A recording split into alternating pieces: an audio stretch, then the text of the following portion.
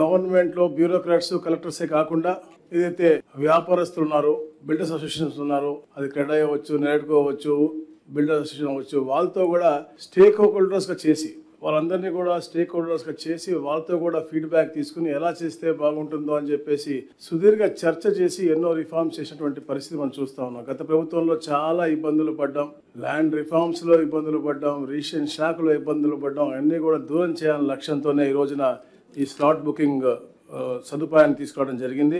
ఎందుకంటే ఈ వెబ్సైట్లో ఈ స్లాట్ బుకింగ్ మాడ్యూల్ ద్వారా ఏ రోజు వీలుంటే ఆ రోజు, అంటే వెళ్ళి గంటల తరబడి రోజుల తరబడి నుంచుని వెనక్కి వెళ్ళిపోయే పరిస్థితి మనం చూసాం.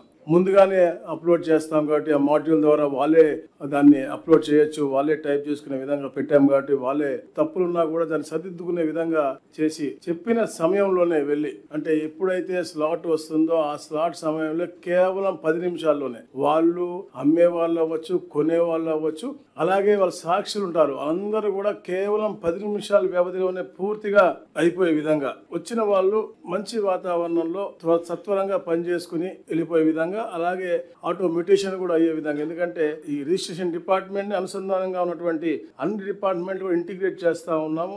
MAUD DTCP మాత్రం ఇప్పుడు జరుగుతూ ఉంది, అది కూడా ఒక నెల రోజుల్లో పూర్తి అవబోతా ఉంది. దాని ద్వారా అంటే మంచి ఫలితాలు ఇవ్వాలనే లక్ష్యంతోనే ఇవన్నీ కూడా అనుసంధానం చేస్తా ఉన్నాం. దాంతో పాటు గౌరవ స్పెషల్ చీఫ్ సెక్రటరీ గారు వచ్చిన తర్వాత పోడియంలు తీసేసి అందరూ కూడా అంటే సమానమైన గౌరవం కల్పించాలని లక్ష్యంతో పనిచేశారు. అలాగే హరినారాయణ గారు వచ్చిన తర్వాత సెలవు రోజుల్లో కూడా తప్పకుండా ఎవరికి కావాలంటే కూడా తప్పకుండా మనం పెడదామనే లక్ష్యంతో ఈ స్లాట్ బుకింగ్ కూడా అది కొంచెం ఎక్స్ట్రా పేమెంట్ చేస్తే తప్పకుండా సెలవు రోజులు కూడా అంటే ఒక వెసులుబాటు కల్పించే విధంగా, ఒక మంచి వాతావరణం చేసే విధంగా అది కూడా చేయడం జరుగుతూ ఉంది. దాంతోపాటు మొన్న ఉగాది రంజాన్ రోజుల్లో కూడా చాలా మంది చెప్పారు రాదు రాదు రాదు అని, కానీ దాదాపుగా 72 కోట్ల రూపాయలు ప్రభుత్వానికి రెవెన్యూ వచ్చింది. అంటే చేయించుకున్న పబ్లిక్ హ్యాపీగా ఉన్నారు, ప్రభుత్వానికి రెవెన్యూ కూడా వచ్చింది. అట్లాంటి కొత్త నూతనమైనటువంటి కార్యక్రమాలు చేపట్టి రాబోయే రోజుల్లో తప్పకుండా ఒక ఫ్రెండ్లీ వాతావరణం క్రియేట్ చేయాలని చెప్పేసి మేము ఇవన్నీ కూడా చేయడం జరుగుతుంది. ఈ రోజున 26 జిల్లా కేంద్రాల్లో ఈ యొక్క స్లాట్ బుకింగ్ ఓపెన్ చేస్తా ఉన్నారు.